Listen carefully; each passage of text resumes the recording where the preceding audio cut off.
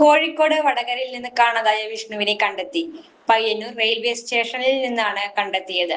വിഷ്ണുവിന്റെ തിരോധാനത്തിന് പിന്നിൽ loan app അല്ല, മറ്റ് സാമ്പത്തിക ബാധ്യതകളാണെന്നാണ് പോലീസ് പറയുന്നത്. വിഷ്ണുവിനെ പോലീസ് വിശദമായി ചോദ്യം ചെയ്യും.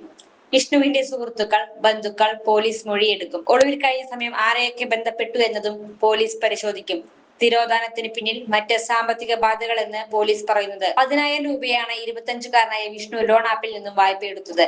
ഇതിന്റെ തിരിച്ചടവ് മുടങ്ങിയതോടെ മോഫ് ചെയ്ത ചിത്രങ്ങൾ കാണിച്ച് ലോൺ ആപ്പ് മാഫിയ സംഘത്തിലുള്ളവർ ഭീഷണിപ്പെടുത്തിയെന്നാണ് കുടുംബം പറയുന്നത്.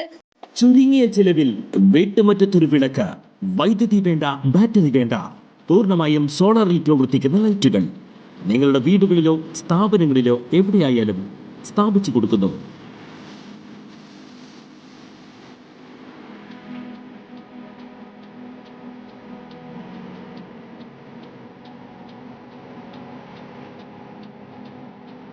ഹാർഡോൾ സോളാർ ലൈറ്റ്സ്.